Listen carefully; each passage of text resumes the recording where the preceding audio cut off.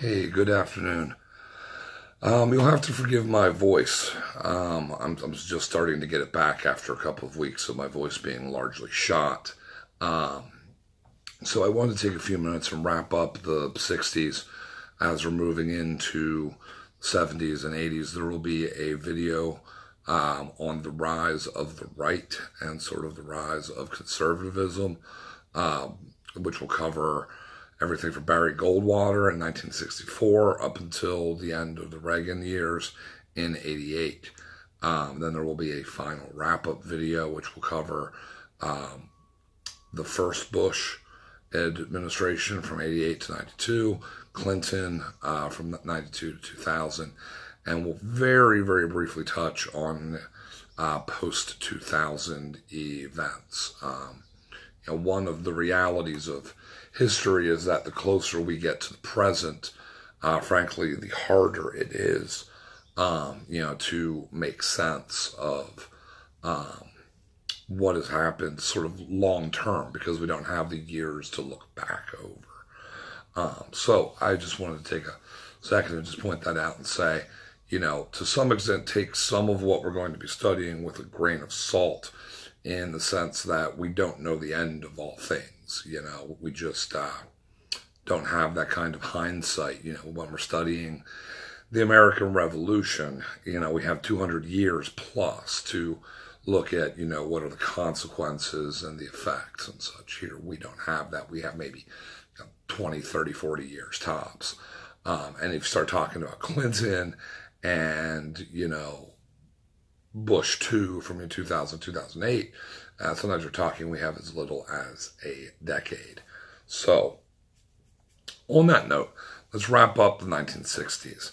The 1960s, we've talked about sort of the Vietnam conflict, the Vietnam War. I like to call it the Vietnam conflict for us because the Vietnam War, we often kind of picture like 1965 to 1972, whereas it was a much longer, thing that had taken place starting around 1945 and the end of the Second World War, when Ho Chi Minh was leading a rebellion against the French colonial masters, in Southeast Asia.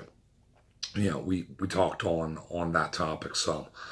We talked a bit about music and protest and such. Today, I want to kind of deal with the civil rights movement.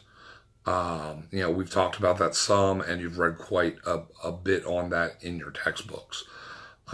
But we want to deal with really two major things. One being the difference in the civil rights movement, sort of, pre 1965 and then post.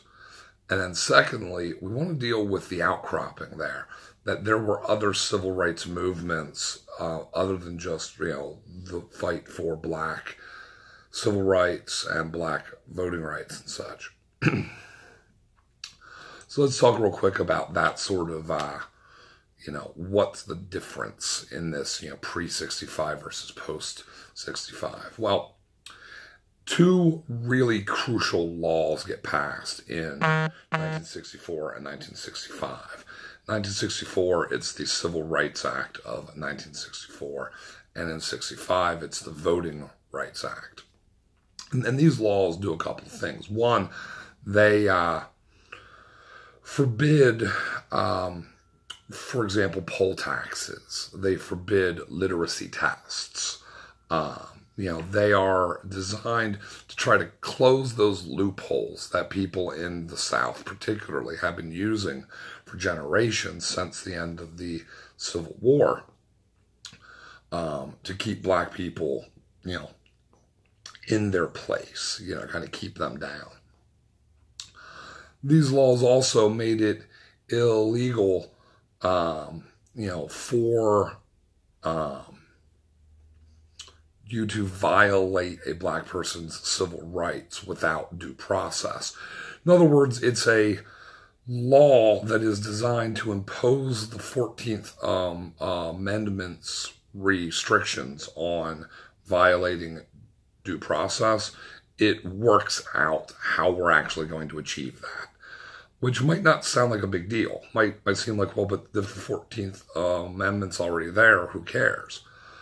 Okay, I get that, but this gave the 14th Amendment teeth. You have to remember, the amendments to the Constitution don't come with prescribed punishments for violating them. You need laws in order to support the rights and the responsibilities of those amendments. So, the Civil Rights Act of 64 and the Voting Rights Act of 65 provide punishments, provide a legal framework that if someone's civil rights were violated, then there was actually something that you could do. There was a mechanism to enforce these things. One of the other, kind of very handy things about particularly the Civil Rights Act of 1964 was that because it was a federal law, it made violating someone's civil rights that way a federal case. And again, very common response will be, well, so what?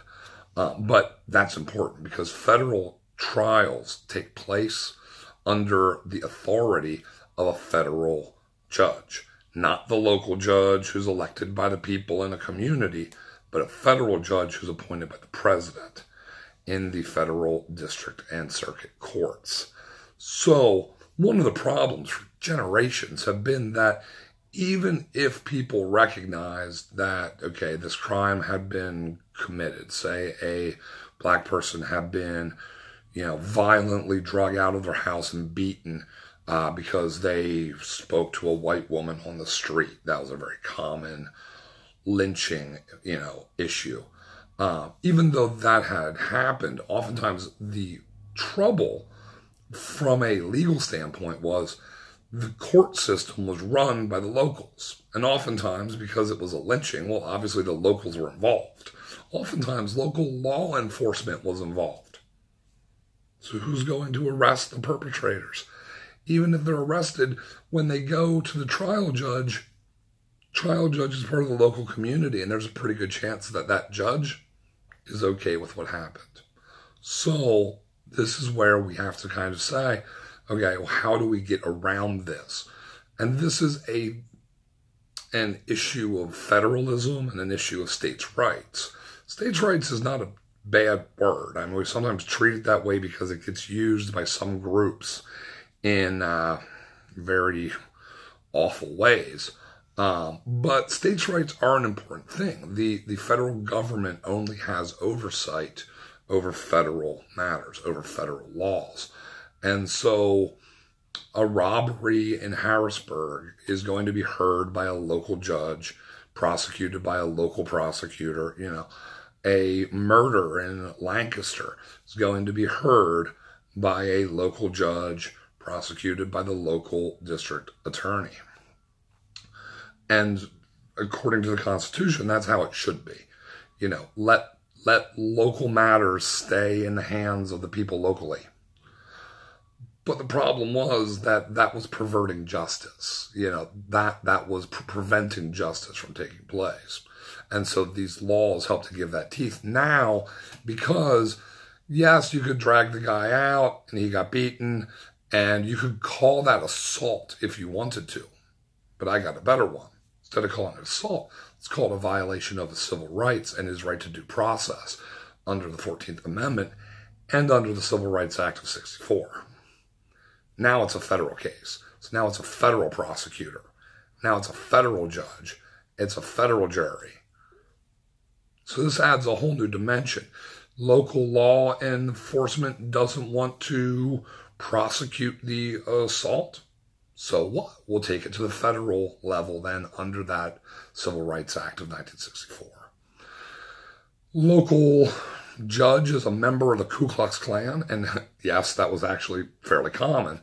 In the South during this time, Klan membership was pretty well required for a lot of local politics, particularly in states like Alabama, Georgia, Louisiana, Mississippi, Texas, these sort of deep South, old Cotton Kingdom states.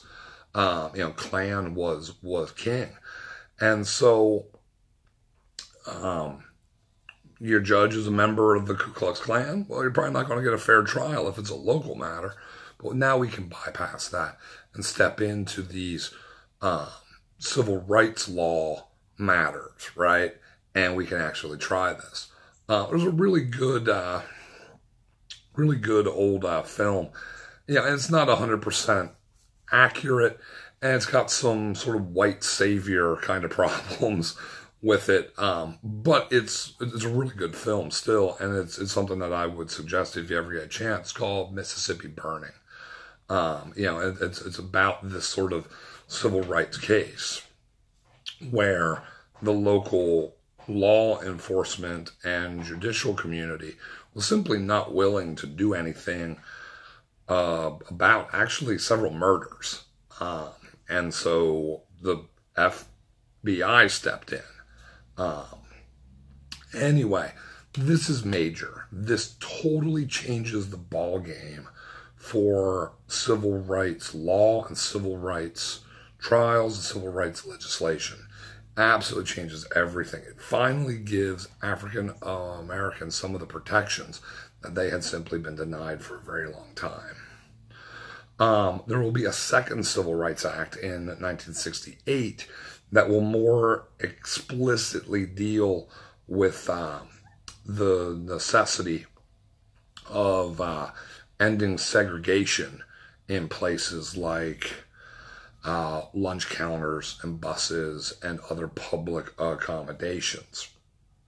Again, this is going to basically say, okay, if you want, we've desegregated high schools and we've desegregated elementary school and schools, but now we're going to go one step further, and we're going to say that your private business cannot legally discriminate on the basis of race.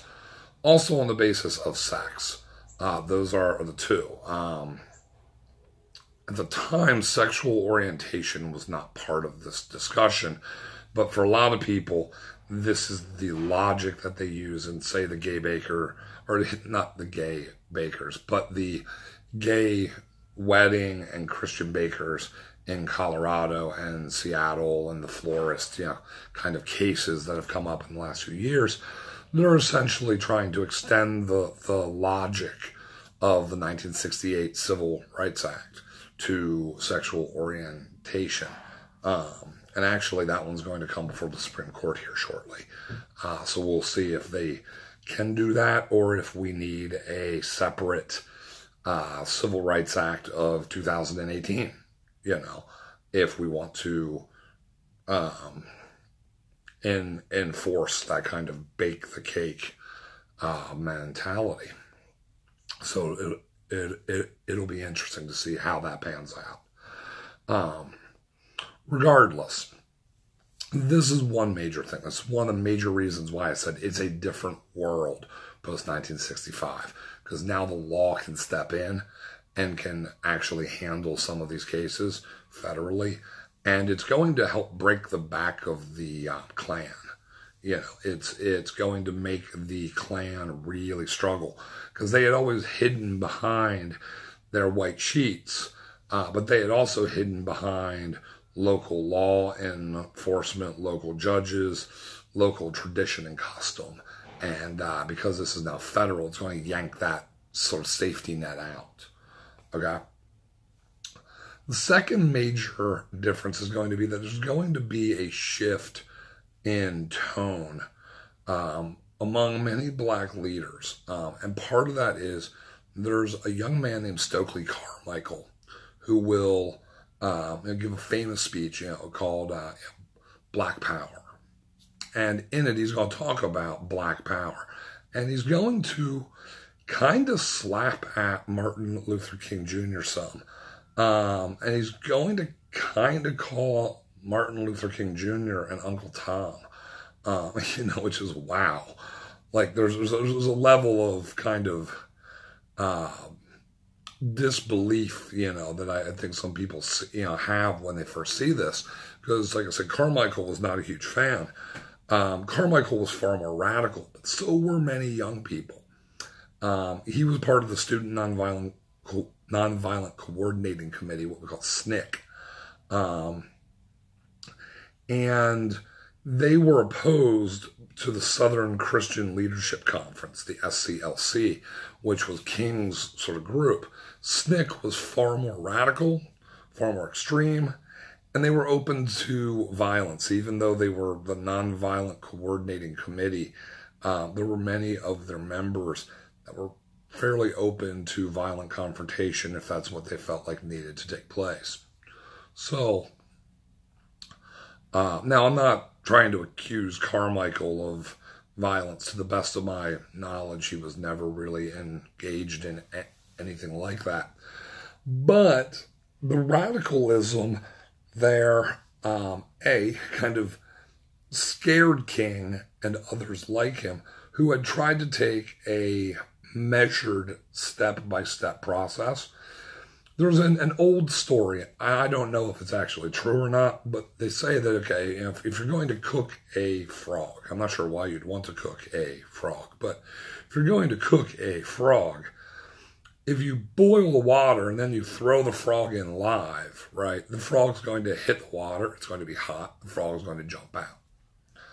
The story goes, though, that if you put the water on lukewarm and you put the frog in it, the frog will be happy. And if you turn up the heat gradually, the frog will just stay in the water until it boils alive to death, which is, I'm sorry, this is kind of a gross story. Okay, but this kind of thinking, this is where King and others like him were coming from, was we don't want to throw white America into the boiling water, into full equality, into, no, they'll freak out. And then we'll lose everything. We won't be able to make things happen. Because for all that we don't like the, quote, white savior narrative, there is an element to which in the 1960s, if there wasn't a white savior, then nothing got done. Why? Because of lawmakers. Because most lawmakers were white. And so the civil rights movement needed white people to be on board. And so they decided, well, we'll take it a little bit slowly, a little bit more measured. We'll tone down the rhetoric. We won't be quite as militant. This was the problem with, say, Malcolm X and the Nation of Islam, beyond the anti-Semitism and stuff, was this sort of black power, very militant rhetoric, even to a point of, quote, black separatism, where it's we should break off and have our own black country and such. And, these things are just not good for getting done what you're trying to get done. Well, after 65, interestingly, Malcolm X dies.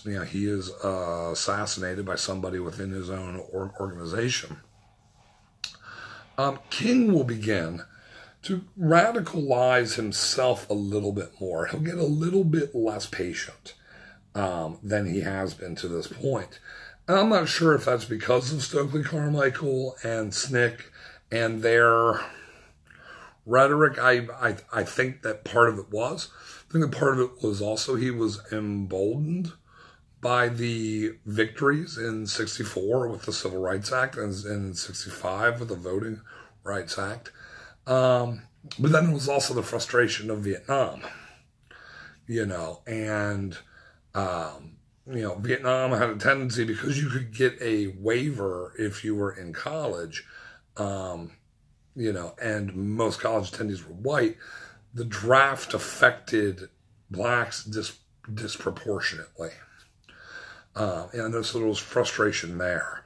And there was also some frustration with the Johnson administration because of things like the Moynihan Report, where Daniel Patrick Moynihan and Assistant Secretary of Labor had written this report where he essentially blames black poverty on the disintegration of the black family.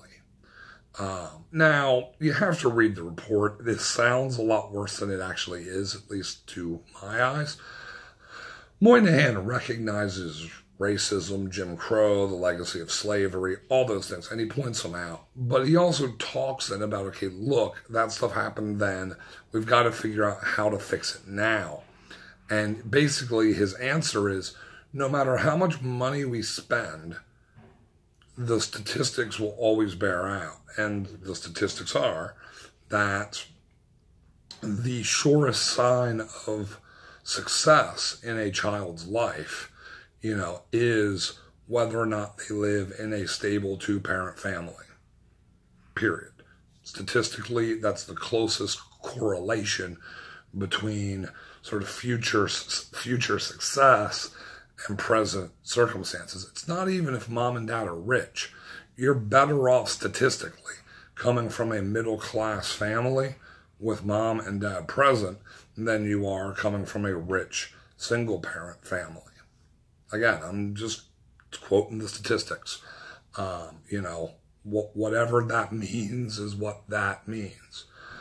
Moynihan, though, points this out and says, so if we want to solve the problem of the black community's poverty, then what we need to do is solve the problem of absentee fathers. And man, the civil rights movement went nuts. Did not want to be lectured by some white Jewish guy, on absentee fathers. Now, in this document, Moynihan's saying in order to help facilitate this, to have more fathers present, he's proposing jobs programs, tremendous amounts of spending on like inner city issues. I mean, he's definitely a Lyndon B. Johnson style liberal. Please don't take this like he's not one of these sort of conservative types that you see today arguing that everything is about family values. But he does recognize the importance of family structure in children's futures. So, anyway, it goes, you can see civil rights leaders becoming frustrated with that kind of thing, frustrated with Vietnam, emboldened by the success of the 64 and 65 Civil Rights Act and Voting Rights Act, and probably spurred on a little bit by SNCC, Stokely Carmichael, people like him, who were essentially saying, like, look, y'all are catering too much to white fragility. You all are too afraid of offending, the great white father. Stop it. Stand up for yourselves. And that's certainly an appealing message for some people. So this is one of the major things that happens. Of course, early morning, April 4, shots rang out in the Memphis sky. Right? This is 1968. Famous lyrics from a U2 song. It's the morning that Martin Luther King Jr. was assassinated. And, that's going to change a lot of things. But we should be clear, though, that King, in his later years, was beginning to talk more and more about the economy, about jobs, about economic opportunity. It wasn't just about, being able to sit on the bus where he wanted to sit. It was about, black folks having access, to the same sort of, opportunities, educationally, vocationally,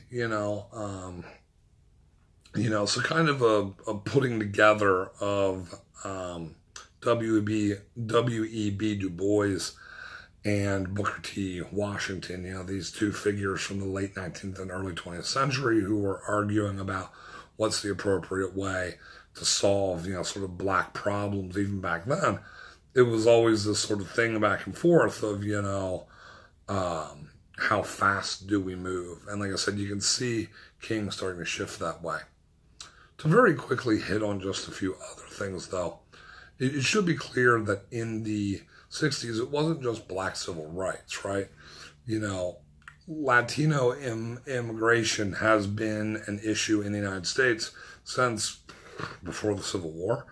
Now it's not been an issue in the same way that it is in sort of today's political climate, but it's been something that people have discussed and been concerned about.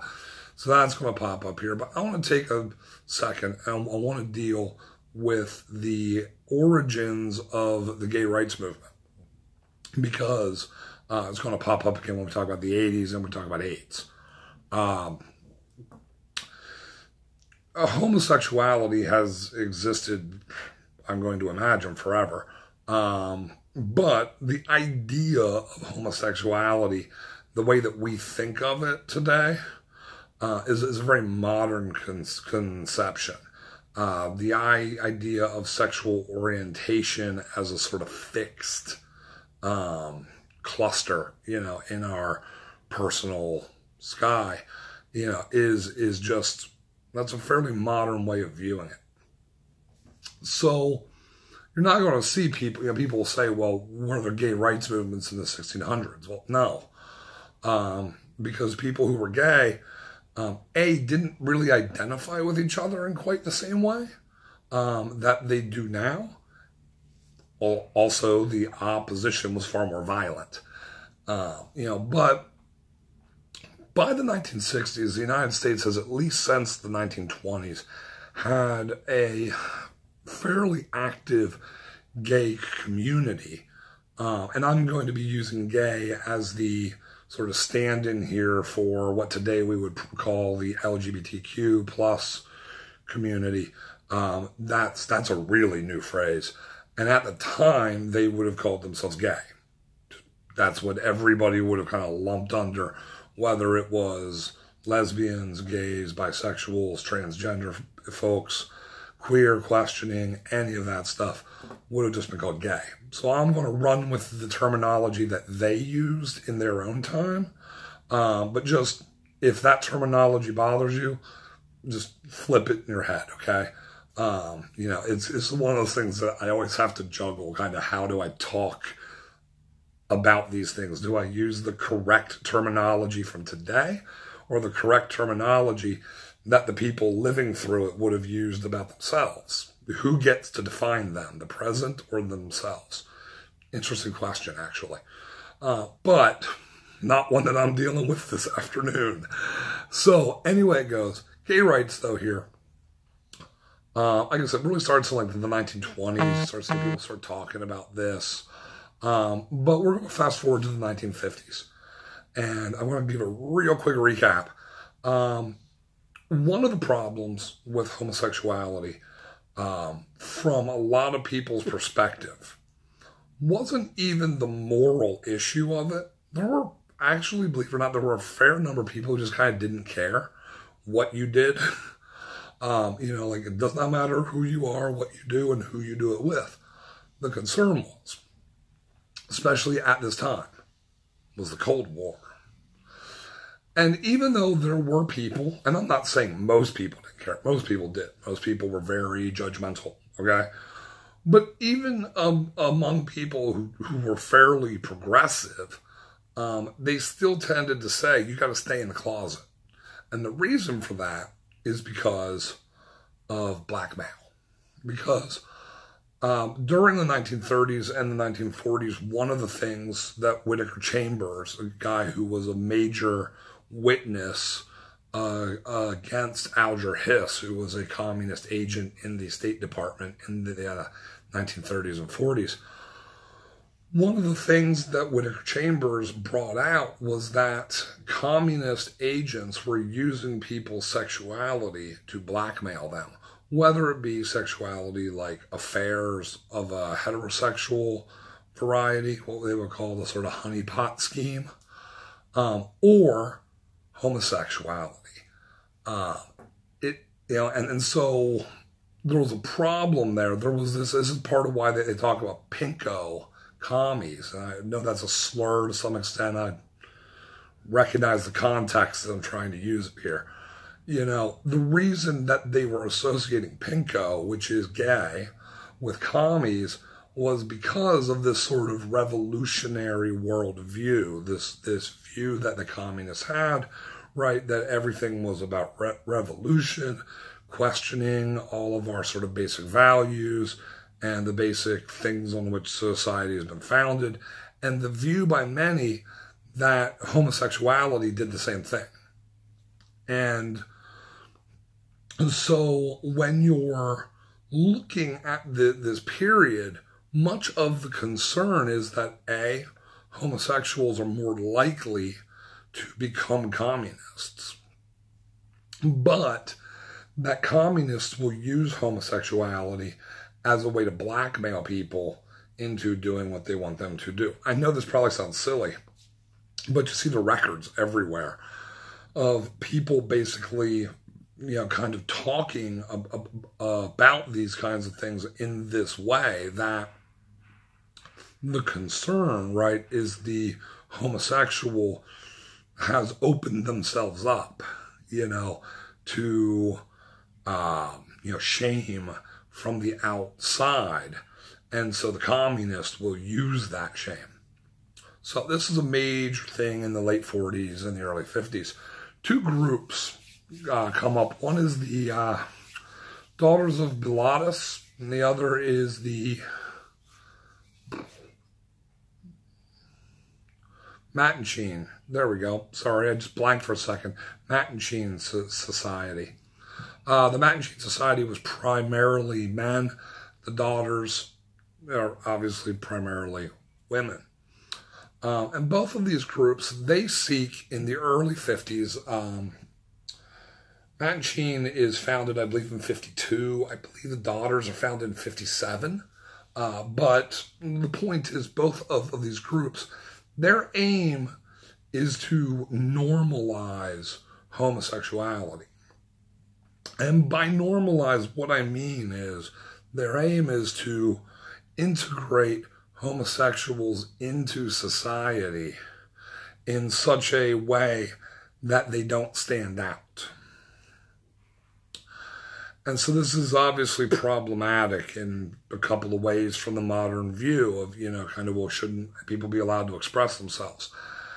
I can kind of sympathize with where these groups are coming from, though, because the first step is just stop arresting us, please. We can worry about self-expression later. Let's just stop getting arrested or locked up in a sanitarium, mental ward kind of place. Because at this point in the early 50s, the American Psychological Association will actually put in their DSM, their diagnostics manual, they will put in homosexuality as a mental disorder.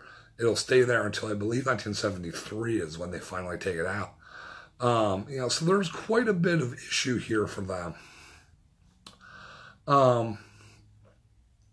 These groups work to normalize things. So what that does, and they're actually fairly successful, believe it or not. Well, when I say successful, what I mean is they're very good at taking the, very sort of cisgendered, person who doesn't dress differently, the man who doesn't look effeminate in any way or speak effeminately, just helping him blend in. And so he'll always look like a bachelor with a roommate. And yes, people will probably snicker and make jokes, but no, he's not going to jail, which is a good thing. Because cities at this time, a lot of cities, a lot of towns had laws. So you're helping the people blend in who are most likely to be able to blend in. Who does this exclude, though? It excludes anyone who's gender non-conforming. What we would, I guess, today call non-binary, effeminate males, the more traditionally masculine females, transgendered people, transsexuals, what back then they called transvestites, all of this stuff, all these, quote, drag queens and such. The more flamboyantly gay or more flamboyantly queer folks, right, just simply don't blend in. Like, you can't blend in if you're a guy with a beard wearing a dress. I'm not trying to say that disrespectfully. I'm just trying to say that as like, that is clearly something different. And no matter how you try to package that, America in the 1950s and the early 1960s is having no parts of it. Those folks got very much left behind by these two groups and by the whole gay rights movement in those early years. They got kind of pushed to the margins. And it's from those margins that they will re-emerge. There's a couple of interesting riots and, when I say riots, I mean riots, protests, depending how you want to define them. One was at the Compton Canteen, which was basically a diner type of place that a bunch of drag queens tended to frequent. Well, the police raided it. And when they did, these drag queens would not go willingly. They would not go quietly. And so, began throwing food, dishes, silverware, and such. And then, they came back a few hours later and shattered the windows to the place. And it was pretty violent and pretty extreme. The most famous of these is at the Stonewall Inn, which is a fascinating study because the Stonewall Inn was a bar that was run by the Genovese crime family. And the police knew about it, and they were getting paid off by the Genovese crime family to leave it be. It was not a nice place. I mean, terrible plumbing, filthy, disgusting. You can read all about this. Tons of great books on this particular place and sort of the mythologizing that we've done where we're like, Stonewall. And it's like, no, actually, it's the people in Stonewall that you should be cheering for if you're cheering for someone, not for the Genovese crime family that was watering down the drinks, not washing dishes, and then blackmailing anybody who came in that they recognized as being a little bit further up the social ladder. They would blackmail those folks. So anyway, but at Stonewall, you had this community of marginalized people in the LGBT and gay rights community, right? And the police raided the place. And when they did, probably for the first time in their lives, these police were shocked to find this group of marginalized, sort of stomped on folks, said no. And they started fighting back. And the records that we have, people's oral histories that we've taken, people's memoirs and notes that they wrote down after the fact. It's interesting that they were singing songs like We Shall Overcome or Blowing in the Wind. These are songs, right, that were part of the civil rights movement for blacks. And they're adopting a lot of the same language and a lot of the same methodology. You got some marching. Now, it does turn violent in large part because the police descend on them violently. But this is sort of the birth of what we consider today the sort of modern gay rights movement. Previously, there had been a gay rights movement, but it was very much about blending in, not messing with people's groove. Don't mess with the straight people. Just kind of try to look like them, sound like them, act like them, and then what you do at home is your own business, was kind of the sort of thought process. This is where you're going to start seeing that out and proud, gay rights parades and those kinds of things, for better and for worse for the gay community. It really, there's a lot of debate within historical groups as to what the impact of all of this was. Just not to spoil the next video too much, but it's going to be problematic when you get to the AIDS movement, or not the AIDS movement, but the AIDS crisis and then the movement against AIDS. The sort of out and proud homosexual community will very much resist things like condoms and safe sex. And that's going to cost lives, actually. We can talk about why they would resist, because they feel like it's sort of normie, straight society trying to push themselves on them. There's a famous quote out of the book And the Band Played On, which is a book about the HIV crisis in the 80s, where a guy simply said, if I have to use a condom while I'm having anal sex with my partner, what's the point in being gay? It's just, and that's not the way that we tend to think of it today in a world that says, well, this isn't a choice, it's not a lifestyle. If you look at the language of many of these folks in the early years here, to them, they talked of it being a choice, being a lifestyle.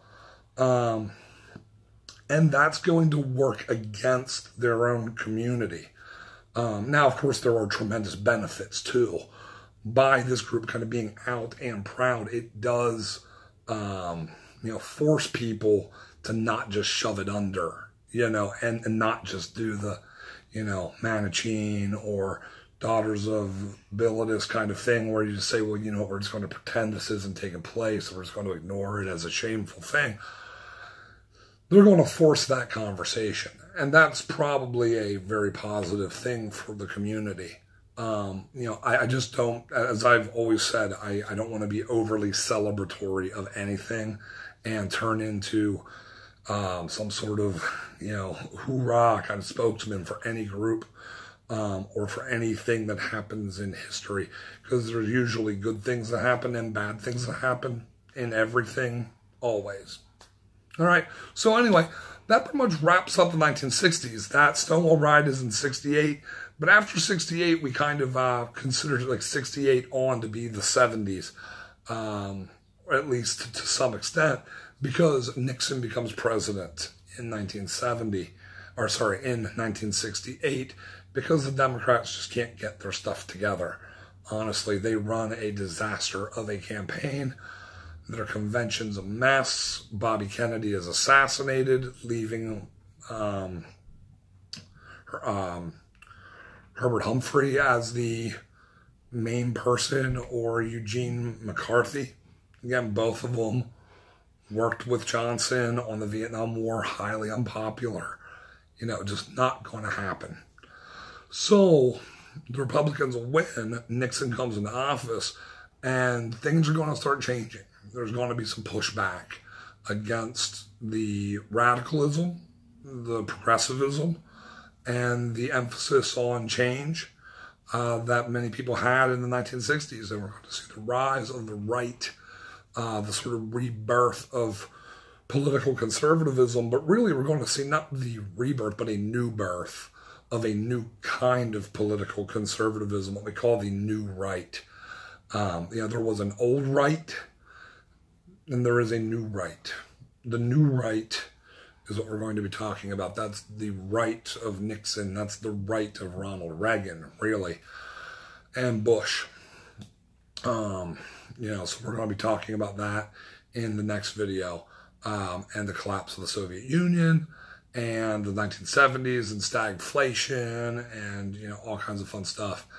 And we're going to talk a little bit about rap, and we're going to talk a little bit about country music, actually, because I think both are interesting topics. And I think that they both kind of point out some of what's going on here. So until then, I'm going to sign off. Sorry this video is so long, about 45 minutes, but take it easy, and I hope you have a good one. Bye-bye.